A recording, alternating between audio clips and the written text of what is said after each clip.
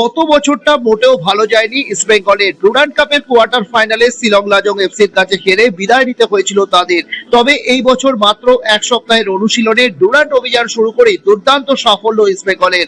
5-0 গোলে south United FC কে হারিয়ে Durand অভিযান শুরু করলো লাল হলুদ বাহিনী।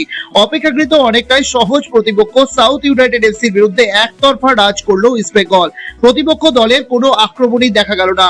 অপরদিকে ঘন ঘন আক্রমণ লাল হলুদের। ম্যাচের শুরুতেই 12 মিনিটে গোল করে ইস্ট বেঙ্গলকে এগিয়ে দেন চুংনুঙ্গা। 38 মিনিটে পেনাল্টিতে গোল করেন সাউল ক্রেসপো।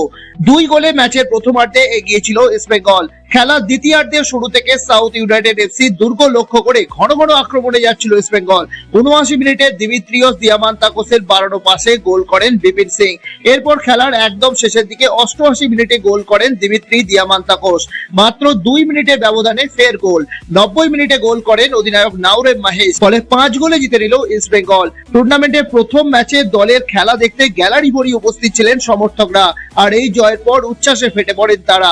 পাশাপাশি এদিন পরপর দুবার ফুটবলে কিক মেরে ডুরান্ড কাপের সূচনা করলেন মুখ্যমন্ত্রী মমতা বন্দ্যোপাধ্যায়। বুধবার বিকেলে যুবভারতী ক্রীড়াঙ্গনে তিনি উদ্বোধন করেন শতাব্দী প্রাচীন ডুরান্ডের।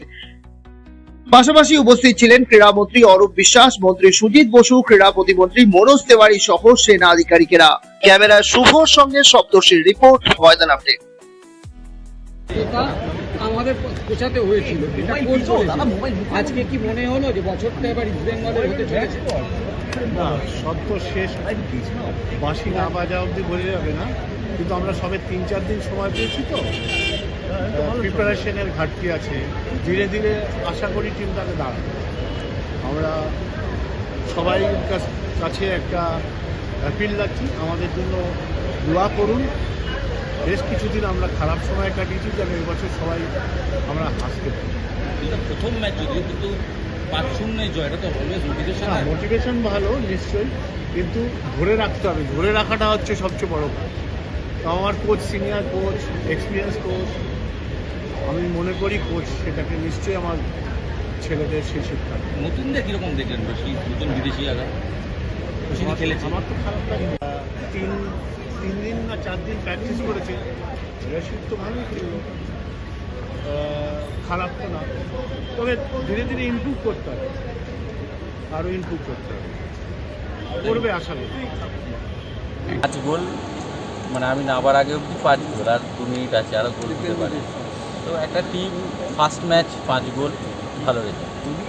এটা নিয়ে নিঃসন্দেহে ভালো রেজাল্ট, এবং ভালো লাগলো মহেশের গোলটা অসাধারণ গোল। দিমিয়ান্তকোস যে গোলই করুক, একটা স্ট্রাইকার, আমি নিজে স্ট্রাইকার জানি যে ফার্স্ট ম্যাচে সে গোল করলে সারা সিজন ওর কনফিডেন্স লেভেলটা অন্য লেভেলে যায়। এটা একটা ভালো খবর ইস্টবেঙ্গল। বিপিন এসে ফার্স্ট ম্যাচ গোল করলো, এটা বিপিন তো ভালো প্লেয়ার, বড় প্লেয়ার, তো ওর এই গোলটা ওকে আরও ভালো জায়গায় এবং ইস্টবেঙ্গলকে ভালো জায়গায়। ইস্টবেঙ্গল কোচ বলেছেন গতকাল যে গত বছর আমাদের ডিফেন্স নিয়ে আমরা যতটা বেশি ভেবেছি, তত বেশি ভেবেছি হচ্ছে গোল করতে না পারার জন্য। তো এবার কি সেই গোলের লক গেটটা খুলে গেল?